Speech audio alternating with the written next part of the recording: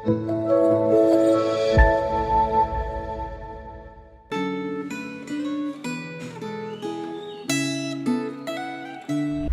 jemaat yang dikasih oleh Tuhan. Apa kabarnya hari ini?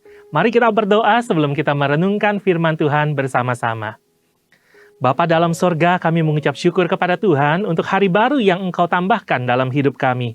Biar hari ini kami boleh berjalan bersama dengan Tuhan dan bersama dengan kebenaran firman-Mu yang akan kami renungkan. Kami beroleh kekuatan untuk menjalani setiap tantangan sepanjang hari ini. Di dalam nama Tuhan Yesus kami berdoa. Amin. Hari ini, tema kita adalah air susu dibalas air tuba. Saya akan membacakan Yesaya pasal 5, ayat 1, ayat 2, dan ayat yang ke-7. Aku hendak menyanyikan nyanyian tentang kekasihku. Nyanyian kekasihku tentang kebun anggurnya. Kekasihku mempunyai kebun anggur di lereng bukit yang subur. Ia mencangkulnya dan membuang batu-batunya. Ia menanaminya dengan pokok anggur pilihan. Ia mendirikan sebuah menara jaga di tengah-tengahnya dan menggali lubang tempat memeras anggur. Lalu ia menantikan kebun itu menghasilkan buah anggur. Tetapi yang dihasilkannya buah anggur yang asam. Sebab kebun anggur Tuhan semesta alam ialah kaum Israel, dan orang Yehuda ialah tanam-tanaman kegemarannya. Dinantinya keadilan, tetapi hanya ada kelaliman. Dinantinya kebenaran, tetapi hanya ada keonaran. Sedemikian jauh pembacaan firman Tuhan. Bapak, Ibu, Saudara yang dikasih oleh Tuhan, air susu dibalas air tuba. Itu pepatah yang mungkin sudah kita hafal sejak kita masih kecil. Waktu kita belajar di sekolah, kita diajarin air susu dibalas air tuba. Itu artinya perkataan, perbuatan yang baik dibalas dengan perbuatan yang jahat. Apa yang baik dibalas dengan apa yang jahat. Dan itu yang menjadi satu gambaran dari Yesaya pasal yang ke-5. Tuhan dikatakan punya sebuah kebun anggur. Dan kebun anggur itu ada di lereng yang subur. Kebunnya dicangkul, dibuang batu-batunya, ditanami dengan pokok anggur pilihan. Ada menara jaga di tengah-tengahnya. Menggali lubang tempat memeras anggur. Namun, buah yang dihasilkan ternyata tidak seperti yang diharapkan. Buah anggur yang dihasilkan adalah anggur yang asam. Ini tidak sepadan dengan apa yang sudah dikerjakan oleh pemilik kebun anggur itu, yang sudah mengusahakan dengan semaksimal mungkin, merawat, menjaga, dengan harapan pohon anggurnya akan menghasilkan buah yang bagus, yang manis, yang menjadi kesukaan ketika musim panen tiba. Tapi ternyata yang terjadi adalah hal yang sebaliknya. Buah yang dihasilkan adalah anggur yang asam. Dan ini adalah gambaran tentang Allah memelihara dan menjaga umatnya, memberikan yang terbaik. Namun justru dikatakan ya di ayat yang ke-7, apa yang dilakukan oleh orang Yehuda? Tuhan menanti keadilan, tetapi hanya ada kelaliman. Tuhan menanti kebenaran, tetapi hanya ada keonaran. Ini yang dimaksud dengan air susu dibalas air tuba. Udah dijaga, dirawat, dipelihara supaya bertumbuh dan berbuah, tapi hasilnya hasil yang mengecewakan.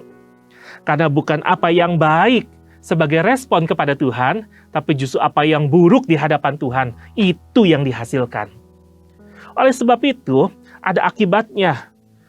Pagar durinya akan ditebang, tembok-temboknya akan dirobohkan, tanah kebun itu akan ditelantarkan, dan tidak mendapatkan hujan.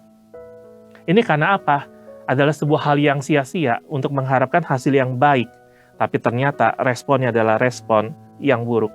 Nah, apa saja yang dilakukan Yehuda yang menunjukkan bahwa bukan keadilan yang ditunjukkan sebagai respon kepada Tuhan yang sudah begitu baik, memelihara, menjaga mereka, memberikan mereka berkat yang berlimpah. Tapi justru kelaliman, bukan kebenaran, tapi keonaran.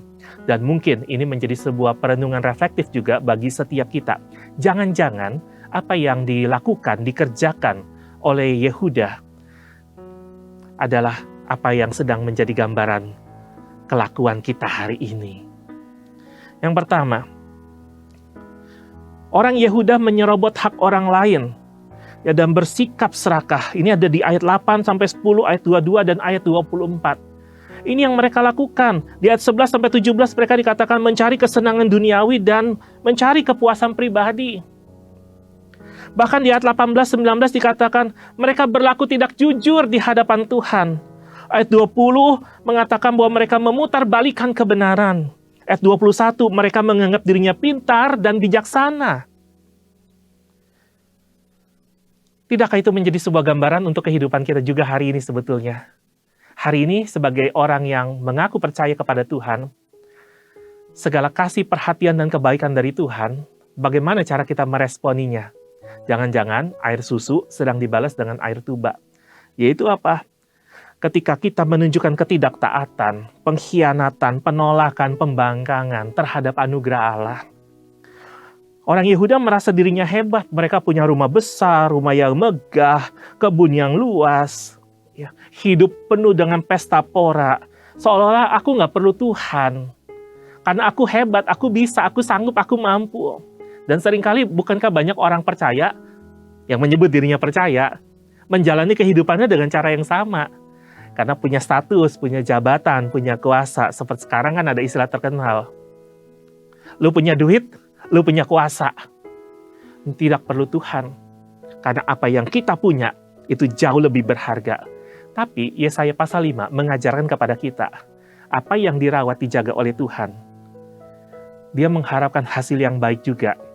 Dan itu menjadi sebuah kesukaan. Dan jika dia tidak menemukannya, dan hari ini, jika dia tidak menemukannya lewat kehidupan kita, maka ayat-ayat perikop terakhir di Yesaya pasal ke-5 menjadi gambaran apa yang akan Tuhan lakukan, yaitu penghukuman bagi umatnya. Bagaimana dengan kehidupan kita hari ini? Mungkin hal-hal yang dilakukan oleh orang Yehuda adalah hal-hal yang juga sedang kita lakukan. Kita udah menikmati kebaikan Tuhan. Tuhan udah menjaga, memelihara kita. Tuhan memberkati kita. Tapi kita terlena dengan berkat-Nya. Kita tidak lagi mengharapkan sumber berkat-Nya. Kita terlena untuk menikmati semua fasilitas yang ada. Bahkan ibadah pun hanya sekedar menjadi rutinitas biasa. Tidak lagi ada gregetnya. Sehingga hati kita tidak sungguh-sungguh tertuju kepada Allah. Tapi tertuju kepada apa yang ada di depan mata. Yang dapat kita nikmati, yang dapat memuaskan jiwa. Padahal hanya ada satu tempat yang dapat memberikan kepuasan yang sejati, yaitu ketika kita dekat dengan Tuhan dan menikmati kehadirannya di dalam perjalanan hidup kita setiap hari. Jangan sampai kita melakukan apa yang sama seperti dilakukan oleh orang Yehuda. Serobot hak orang lain, bersikap serakah, artinya apa? Mementingkan diri sendiri, mencari kesenangannya sendiri. Nggak pikir bahwa hidup ini adalah sebuah kesempatan untuk menjadi berkat bagi sesama. Lebih mementingkan apa yang menguntungkan diri sendiri, walaupun itu harus memutarbalikkan kebenaran.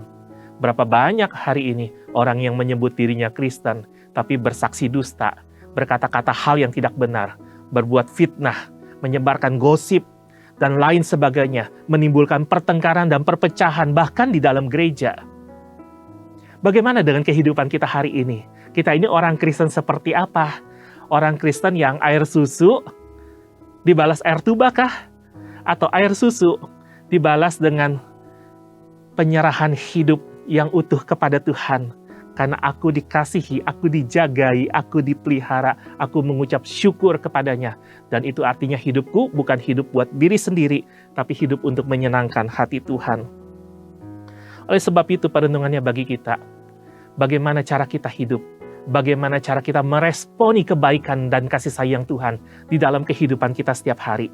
Apakah itu membuat kita ingin lebih dekat kepada Tuhan, ingin lebih menikmati kasih sayang-Nya, ingin lebih menikmati pertolongan-Nya di dalam kehidupan kita setiap hari, dan itu membuat kita lebih peka terhadap cara kita memandang dunia sekitar kita, melihat ada banyak kebutuhan di sekitar kita, dan Tuhan menaruh engkau dan saya ke tengah-tengahnya, supaya engkau dan saya menjadi perwakilan kasih karunia-Nya untuk membawa berkat datang ke tengah-tengah mereka. Oleh sebab itu, mari kita responi apa yang menjadi kebaikan Tuhan dengan berbagi hidup dengan sesama. Mari kita responi apa yang menjadi kasih sayang Tuhan dengan menunjukkan kasih kepada sesama. Saya akan menutup perenungan ini dengan sebuah puisi. Air susu dibalas air tuba. Diberi berkah bukan untuk serakah. Dipelihara agar bisa bertumbuh dan berbuah. Dijaga karena hidup ini berharga. Jangan sia-siakan anugerahnya. Hiduplah menyenangkan hatinya. Mari kita berdoa. Bapa dalam surga, biarlah kami belajar mensyukuri apa yang telah Tuhan berikan bagi kami, sehingga setiap langkah menjadi sebuah kesempatan untuk meresponi kasih sayang Tuhan. Jangan biarkan kami membalas air susu dengan air tuba. Biarlah balasan kami adalah sebuah respon yang memuliakan Tuhan. Dan ketika Engkau mengharapkan pertumbuhan kami, maka kami akan menghasilkan buah-buah yang sepadan dengan kebaikan Tuhan yang telah kami alami. Pimpin sertai kami hari ini, sehingga kami belajar untuk meresponi Tuhan dengan cara yang tepat dalam setiap aktivitas kehidupan kami. Di dalam nama Tuhan Yesus kami berdoa. Amin. Tetap semangat menjalani hari ini. Tuhan Yesus menyertai.